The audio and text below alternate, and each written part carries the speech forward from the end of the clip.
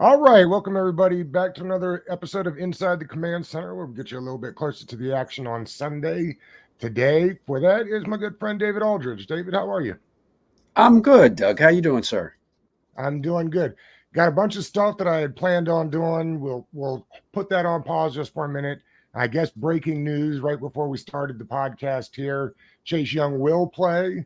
I Yeah, mean, thank goodness. Sounds like a pitch count, but yeah, still good for him to get out there, maybe put some of the noise to bed a little bit. Been a tough, been a tough start to the season for him. David, tell me a little bit. It's funny about these stingers, right? right. Yeah, I mean Not they're not. There's no rhyme or reason to them. You can be out a week, you can be out a month. Like it just kind of depends. It's a nerves. Everybody's nerves. If you've ever had any type of operation involving the nerve area, I had one last year, and my part of my face is still numb. You know what I mean? Like yeah, it comes back when it comes back, if it comes back. Like there's no there's no there's no rhyme or reason to it. I think he wanted to be as close to 100% as possible. I know he wants to play.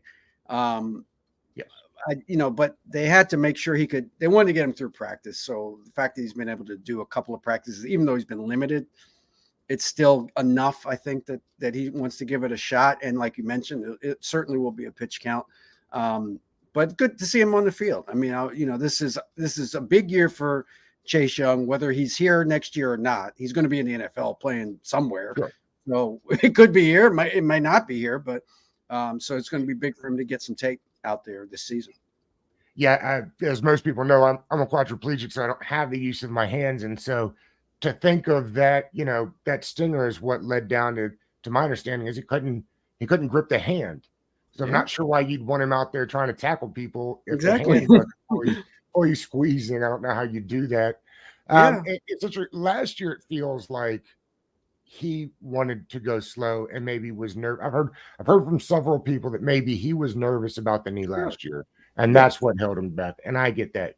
This one here, I think, is basically all doctor stuff. I'm not really sure how much he has to do with when he gets out on the field, right? I mean, that this isn't that.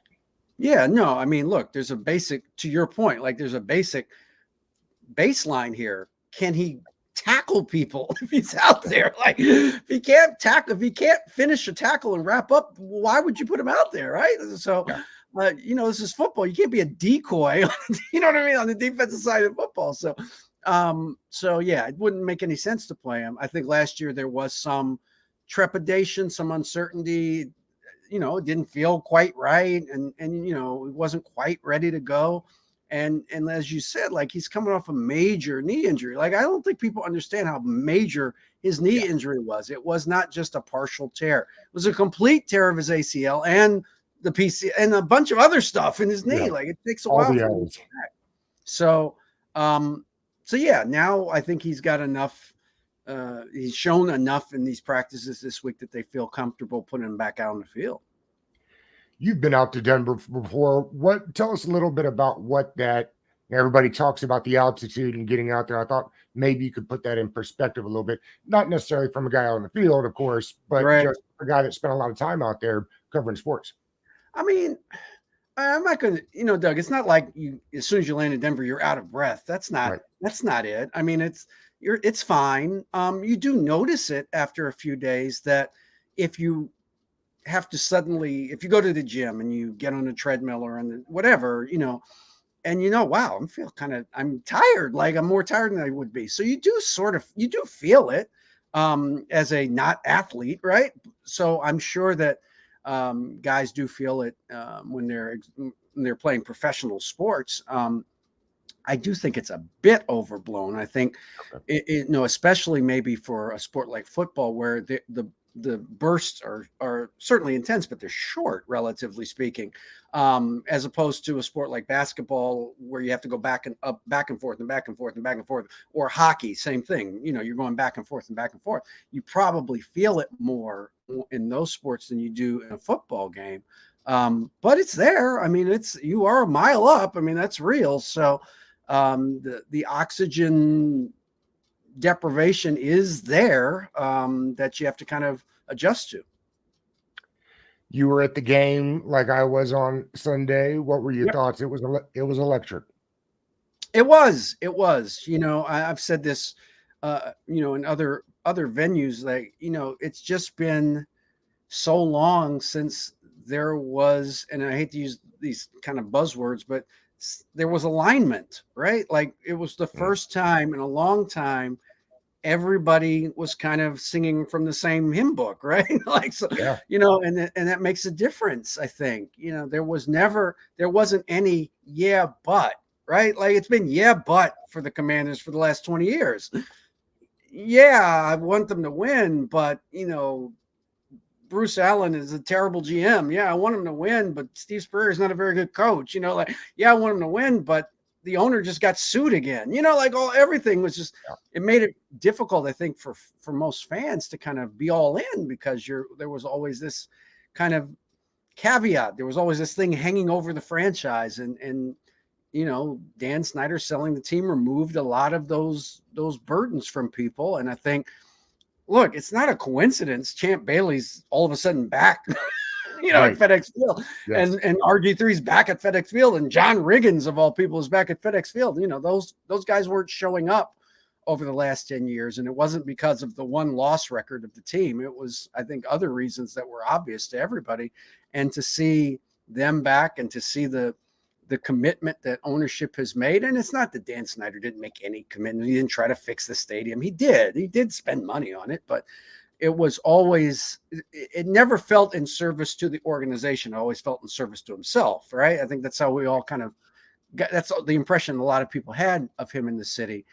And look, Josh Harris is a billionaire. He makes money for a living. That's really what he does for a living, is that he makes money, and he's going to do whatever he needs to do to make more money, because that's his job.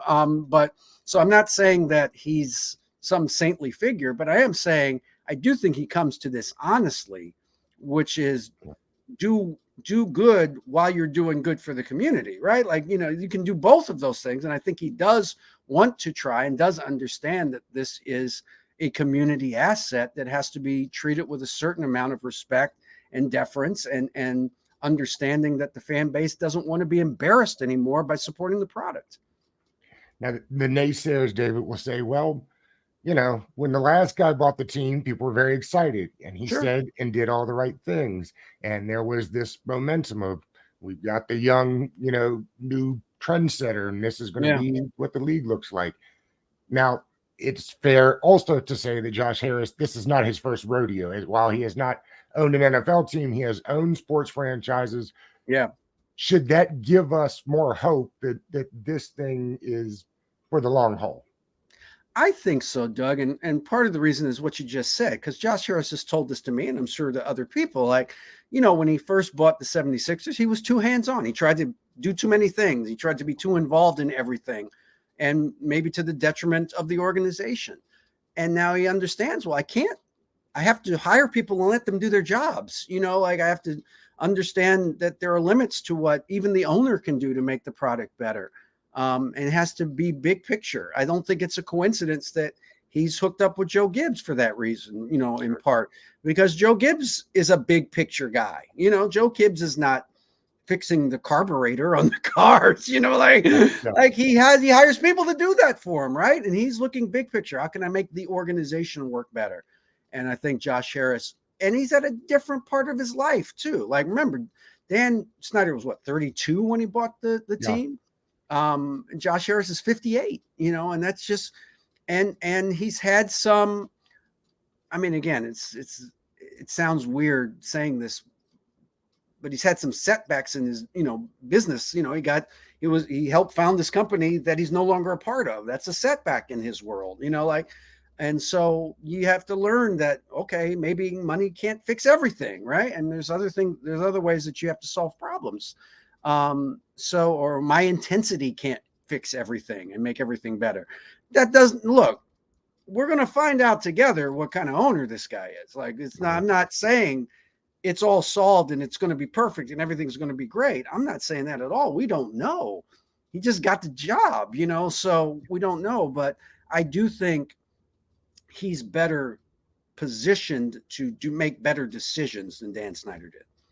He's been front and center quite a bit here early in his tenure. Is that how he is in Philadelphia, or is that just because everything is brand new here and it's kind of par for the course early on in his tenureship of the team? I think any owner, when they first buy a team, wants to be there for everything, right? They want to, because it's all honeymoon. Like nobody's Right. booing them, right? Like so, I mean, so it's all good feelings and glad tidings and all that, and I understand that, and excitement. I mean, I think he's genuinely excited to have to bought the Commanders. I mean, it's a big deal to have an NFL team. Now, is he, a lifelong fan of the franchise? I don't know. I know he's from here. I know he has an affinity for it because he's from here. But I do think it's genuine that he wants this to work for the city. I don't think that that's just PR and spin. I think he does understand that this is a distressed, or has been a distressed property, and the community wants to root for this team again as a community. Yes. And you And can see it on Sunday, right? right, exactly. And you could just get the sense that people were just like, finally, you can root for your team again and not feel guilty about it. You know Yeah. what I mean? For whatever reason. And so, yeah, I think he does understand that. And, I suspect, and it's only 8 games or 9 games, whatever, how many home games they have this year. It's not like football. It's not like basketball or hockey where you're there, 40 nights a year, or baseball where you're there 80 nights a year. Right. So you don't have to, it's not that much of a drain on his time to come to games, but I think it's genuine in that sense that he wants to be part of being there when the thing starts to turn around and be better. People will ask, is there too much on his plate? Do you think he will consider spending less time, energy? I wouldn't say money because, or efforts, because then you wouldn't be doing your job right. You know what I mean? Yeah. But do you think he will shift more of his focus to the Commanders than, say, the other 2 sports teams? You think he'll consider selling those? I'd be surprised if he sells them anytime soon. I mean, I'll never say never, but I don't think right now. I mean, those teams are a little bit more down the path of kind of being able to run themselves. I mean, he doesn't Right. need to be Okay. at every decision of the Devils. They're a pretty good up and coming young team. The 76ers are different because of the Harden thing, but that's a, you know, that's an ownership call. You got to make that call. You're the owner. Sure. You have to say, yes, we'll make that trade, or no, we won't make that trade. But Daryl Morey's a very smart guy and can run the team. And so I don't think Josh Harris has to be at every meeting of the 76ers. He's just there. I think he's reached the stage with those teams where it's just big stuff, like the biggest decisions that an owner has to make. Probably more important to him than the day-to-day of the 76ers is, can he get a new building built for them, right? He's trying to get a new arena built for them in downtown, or in Chinatown, I guess they call it, section of Philadelphia. I'm sure that's probably more front of mind to him than the day-to-day operations of the team. So I think he will be more involved because he's got a bigger learning curve too, Doug, with Sure. football. He says that he's still learning about the NFL. He hasn't been with a professional football team. So he's got a lot to learn about, not just the business side of it, but the actual game itself, right? Because he's going to have to make an evaluation of the head coach and the GM, and after this year, whether he wants to keep them or not keep them. And he has to have more information to be able to make that decision. You're a long time, one of our all-time Washingtonian. Were you familiar with Mitchell Rails? What will his kind of, again, you see these guys at camp. Dan just didn't have them where they didn't get along. What will kind of are you familiar with him, and what will his role, do you think, be going forward with the team? I mean, I knew of him. Mitch Rails was a guy that people knew, if the business community, or, you cover sports, you got to cover the business part of it too. So you just kind of, by name. I didn't know him personally. We don't have a relationship. I knew he was very secretive. I mean, he didn't talk very much. That was something that was kind of one of the things that people said about the Rails brothers, was they don't talk very much about their businesses. So that was something that you kind of knew. I knew Mark Ein a little bit better just because over the years he's a big tennis guy. So, I used to cover tennis a long time ago. So you kind of sort of have those same tennis encounters with people. And I knew Mark a little bit better than I knew Mitch Rails, but certainly they're both DC people, they've been here, they've made their money here in DC. They haven't left. They've stayed in the community, and people that know them speak very highly of them as people, that they're very, grounded people in terms of trying to help the community while making money. I mean, they obviously are businessmen. But yeah, I mean, I don't know him personally, but the encounters I've had with him so far have been very pleasant. And again, he's not in a front-facing position, like Josh Harris is, so he doesn't have to necessarily do a lot of interviews. But they've been very cordial and very pleasant, and seem like decent people. And that's the sort of thing we'll find out over the course of their stewardship. I love that you use that, because I often use the same word when discussing the people that run the franchise. They will eventually be moved on, and the team is the team. So I love that you had said that. A guy that you do know very well is Magic Johnson. Were you surprised that he bought in with these guys? Did you know that he wanted in for an NFL team?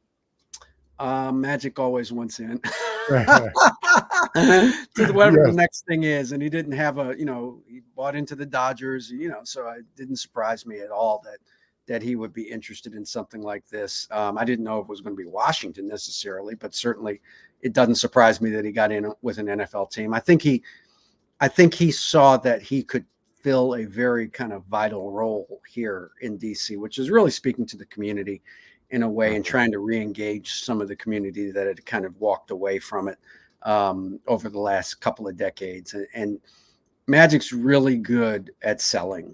Like, he's very good at it. He makes you feel like you're a part of whatever it is he's selling, So I think he will have a reach into, again, different communities, different parts of the city. It's not just one city, one community. He'll hit everybody because he's Magic Johnson, right? Like he can get in any boardroom, any classroom, he can get anywhere, any delicatessen, wherever he goes, people are going to stop and talk to him and listen to him. So he has a kind of sway that will be very helpful for a team that's not only looking to rebuild its brand throughout the community, but is looking for a place to put a stadium. So I think he can be very helpful in both of those areas for Josh Harris going forward. David, you made your bones covering basketball. Do you have a preference between basketball and football? I'm assuming from DC you grew up a Redskins fan. Mm-hmm. Do you have a preference? I basketball just because I know it better. I mean, I've covered it longer. I mean, I've certainly covered football off and on for the last 2 decades, like in different incarnations, beat writer, league writer, columnist now. So, I mean, it's not anything new to me, especially. But it's just basketball. I did that pretty intensely for a long time and still do it pretty intensely. Yes. So I certainly know more people around the league, more people within the league. So that there's a comfort level there where I know who to call if something comes up, so it's much easier for me, and hopefully they'll answer the call or they'll, get back to me. So from that standpoint, I guess basketball, but I always like covering football. I think whatever you think about football, we all love it. Come on. I mean, even people who have problems with it for different reasons, it's hard to walk away from it. There's something about it that's really kind of intriguing, and that we continue to come back to year after year. And I'm as guilty of that as anybody. I mean, there's things about football that trouble me greatly on and off the field, but you still watch every Sunday because it's a good product. It's a really good product, and it's very compelling. And there's something about it that gets to you, and still does. Just covering the team specifically, I've heard from other people that when you become a reporter or a media personality and cover a team specifically, that it can steal some of the fandom out of. Do you find that to be true? Is it hard to walk the line and balance being a fan of a team that you grew up rooting for, covering a team or basketball when you're kind of doing every team, to not be partial when you're doing that? No, because it's the job. It's the job, Doug. I mean, it is. I mean, it doesn't make me virtuous or anything like that. It's just, that's the job. That's the requirement of the job, is that you can't root. You just can't. Like, I mean, there's people who don't believe that anymore. And I guess they're entitled to their opinion, but the way I was brought up in this business was it was unfair to root for anybody, Right. because you have to cover everybody, right? So, if you allow, your like of a team or a city or whatever, or a player or a coach to color the way you cover them, that's unfair. Yeah. I can't let the fact that I like certain people in the NBA keep me from asking them hard questions when hard questions are required of them, and so it's the nature of the job. Like you said, I grew up in DC. I loved the team when I was a kid. I had every piece of paraphernalia you could have. I had every poster on my wall. My next door neighbor swears to this day he heard me scream through my closed door of my house when Riggins went down the sideline. Like, he says, I heard you screaming next door. And I'm like, come on. And I can only say maybe he did hear me. I don't know. I don't know.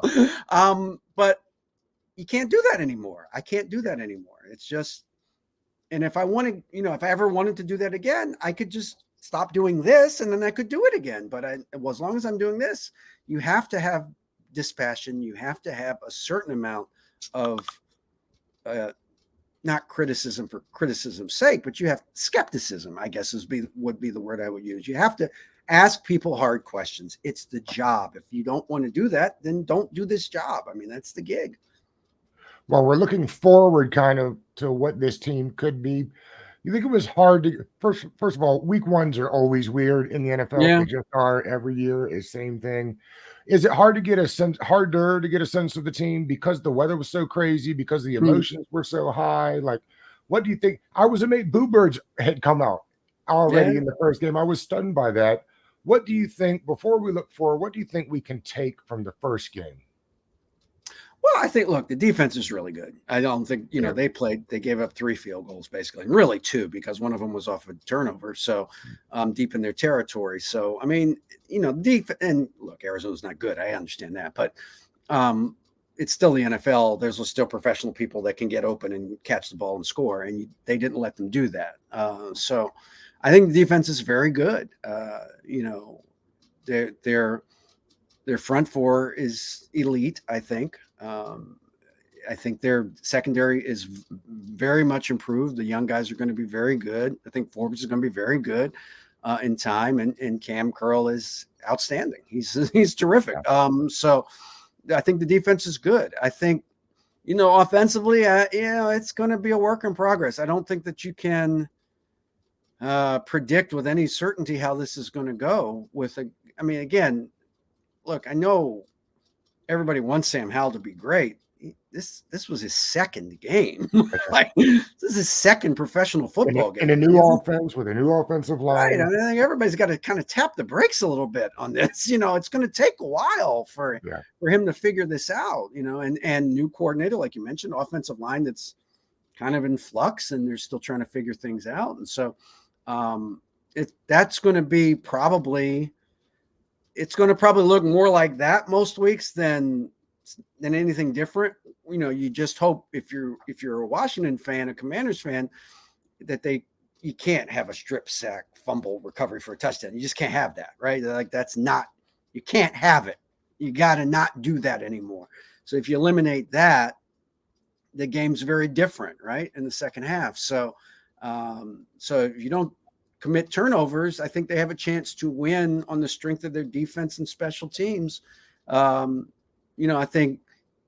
I don't know what Crowder's got left, but I think we will all agree Crowder at least, I think, has more potential as a return guy and maybe can flip the field every once in a while. I mentioned the other day, we haven't had a punt returner like Crowder since Crowder, right? So it's been a while. Now, again, that was a while ago. We don't know what he's got left, but so if you're really good at defense, I think you're pretty good on special teams. As long as the offense doesn't mess it up, I think that they can win games. Can win several games this year. It's a tough schedule, but it's not overwhelmingly tough. I mean, the Jets, for example, are a much different team. It's not easier to be. And they were 6 days ago, right? So It's a much different assignment now to beat the Jets than it was 6 days ago. So that's what happens in this league. Teams over the course of 17 weeks, they get beat up, they get injured, and they're different when you play them. And that goes for the Commanders too. They could be beat up too by a certain week, but I think that they have a chance to win games the way they won on Sunday, and would have an easier time of it if they didn't turn the ball over.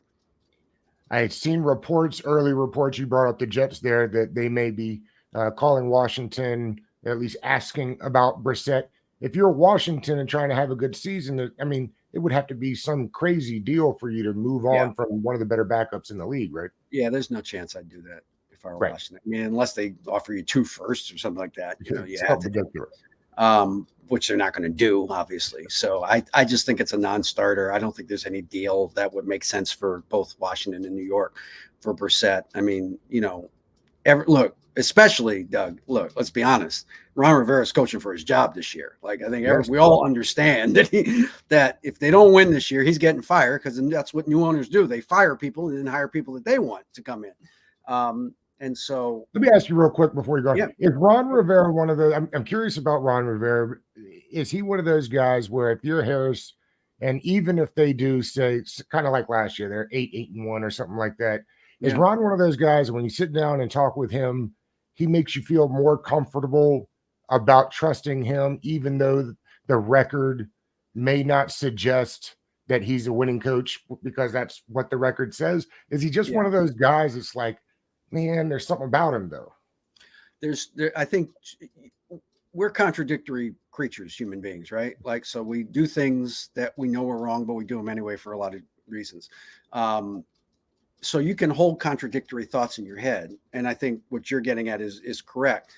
Ron Rivera, I think, is a better head coach than his record would indicate, because I think he treats people fairly. I think he treats people honestly. I think he occasionally says things he shouldn't say because he's trying to be transparent and honest. And coaches aren't supposed to do that in this league. They frown, and he does it anyway, and it gets him in trouble. But you have to win, Doug. Like, you got to win. This is a results-oriented business, as Bill Parcells said.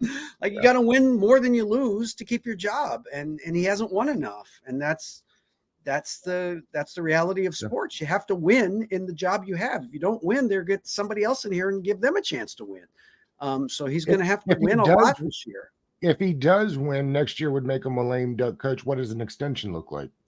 Well, I mean, it would, I guess I hate to kind of kick the can down the road, but it would depend, right? Like if they go 10-7 and they win a wild card game and they're neck and neck with the number 1 or 2 seed in a division game on the road, and they lose with the gun on a field goal, you could make an argument that they're really made a lot of progress, and they're got a young quarterback, and they're about to thing's about to take off. If they go 8-1 or 8-7 or 7-8-1, and they don't make the playoffs, it's a totally different discussion, right? So I don't think an extension under any circumstances, unless they went 14-3 or something, won the division. I can't imagine an extension is going to be very long. Like you're going to be on a 2-3 year basis, I think, going forward. He's certainly not going to get another 5-year deal. I think he understands that, until they win, and unless they win big. And I honestly don't think they're going to win big, just because the quarterback's new and young, and it takes new quarterbacks a while to get good in this league. It's only been a couple months, but EB has been all the things I think they hoped that he would be. Yeah. Does it make it more confusing as to why this has been his first opportunity? Yes. I mean, yeah. I mean, look, forget Eric Bieniemy. Just any coach whose team has been in 3 of the last 4 Super Bowls and won 2 of them, right, and was considered and again, it's not me that's saying this. It's Patrick Mahomes, who has some standing, I think, to say this with some level of intelligence. It's Andy Reid, who's one of the great offensive minds of our time. It's every person of consequence who's played for the Chiefs the last 5 or 6 years. They all say the same thing. This guy's great. So if this guy's great and he's been involved in a team that's been in 3 of the last 4 Super Bowls. How is he not a head coach? He beat the guy he beat last year is a head coach who was a defensive coordinator. Now he's a head coach. So, I mean, you can just dismiss me, my opinion on it. But how on earth does somebody who's got that kind of resume not get a shot? I'm not saying you have to, I'm not saying he has to coach the Eagles tomorrow or the Patriots, but somebody, look, he's not for everybody, but he has to be for somebody. That's what I keep coming back to. Somebody has to say, yeah, let's take a shot at this guy, And so it feels like the obvious answer is because he's black. But I mean, what else is there? But at the same time, it's like, can that really be what it is? I mean, I have a tough time trying to figure it out. I know there's people who have said he hasn't interviewed great. And okay, maybe he doesn't interview great. I defy you to tell me that all 32 guys who are currently head coaches in the NFL all gave such great interviews that we had to hire them. Right. That's just not factual. That's not realistic. Like, you hire people because you have a comfort level with them. You think they can help you win, whatever it is. So it can't be that. And then people drag up things that happened to Eric Bieniemy when he was in college, which is, by my account, 30 years ago. Okay. So unless there's a pattern of him repeating that action over the last 30 years, what are we talking about? Because again, there have been lots of people hired as head coaches that have done worse things far closer to the age that you actually hired them. Okay. Things that happened 3 years ago, not 30 years ago. So again, you tell me, if a guy's this successful and all you can point to is he's not a great interview and he did something bad 30 years ago, well, then you wouldn't hire anybody under those circumstances to be your head coach. So if it's not race, what is it? You tell me what it is, because nothing else makes sense. Nothing else makes sense. When you really examine it, there's no other explanation that makes any sense and holds up to scrutiny. It's Commanders are +3.5 on Sunday at the Broncos. What do they got to do to win this game on the road, David? Well, if you look, we just talked about last week. I mean, the thing that's kind of interesting to me is that as badly as we thought the offensive line was, they actually graded out pretty well. Yes, or at least, the 3 of them graded out pretty well, so and as a whole, the offensive line was not all that bad Sunday. So to me, as long as you can keep Howell upright, Denver does not have that great a pass rush, or at least they didn't have one last week. No, didn't get a sack. Right. So if your line can pass block, I think at some point one of these receivers is going to get open. These receivers, this group is pretty good, I think. So, so if I don't know what Denver's going to do, they're going to drop into coverage and give Sam Howell a lot of different looks and try to confuse him and make him throw the ball before he wants. And I suspect it'll be something like that, maybe, and make him dink and dunk down the field and have long drives to score as opposed to taking a shot up the sideline or something. My guess is that's what they're going to try to do and wait for him to make a mistake. So it might be a close game because that might be the way Washington has to score, is with extended drives. But if they don't turn the ball over, Doug, I mean, I just don't think Denver's got a lot of weapons. Like, you look at them offensively, they just don't have a lot. I mean, like Judy will play. It'll be different if Judy plays, but he's banged up. He's coming off an injury. That's right.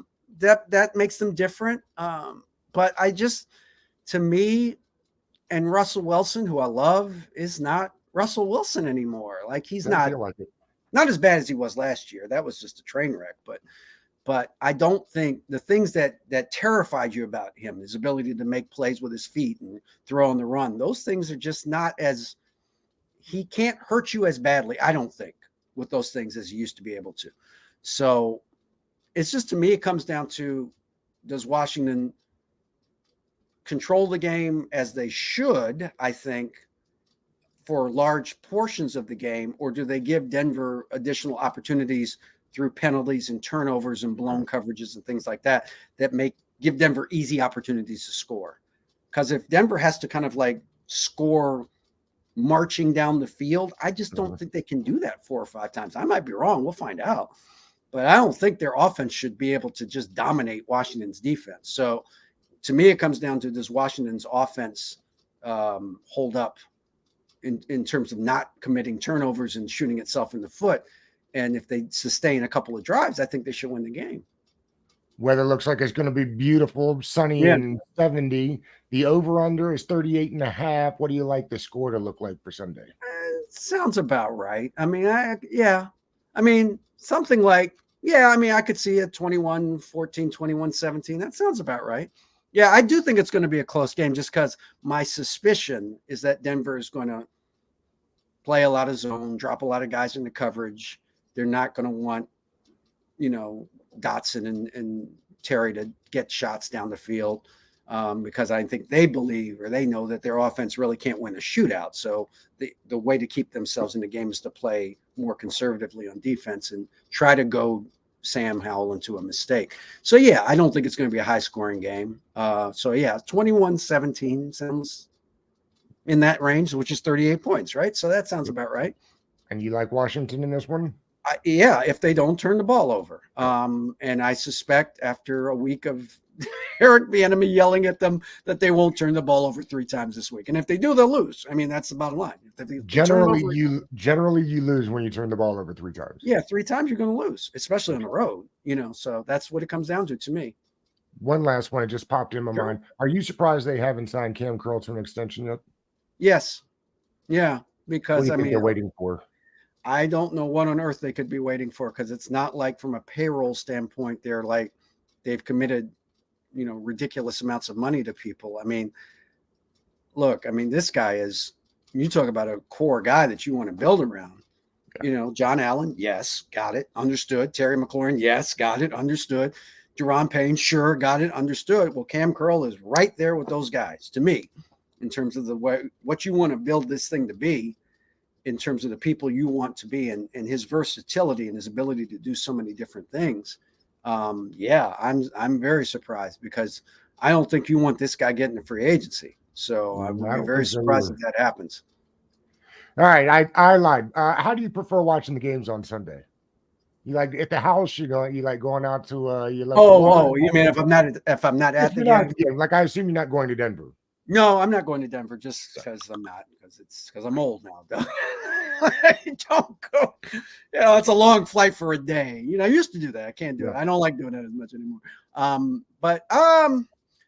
Doug, I'm old. Like I said, I used to go to sports bars and stuff, and that was fun when I was in my 20s. But I like sitting at home and watching Sunday Ticket and flipping, during the first. Especially when Washington's playing a 4:00 game, and I can just watch the 1:00 games, and I know I can watch 5 or 6 games at once. I kind of like that, and just get a sandwich, and I don't have to climb over people if I need to, use the facilities. I can just go. So it's so I'm kind of, that's where I am right now. I'm at my this stage of my life. I'm much more comfortable up here, just watching the games on my TV. All right, buddy. I appreciate you always. Thanks for stopping by. Of course, Doug. Anytime, man. My pleasure.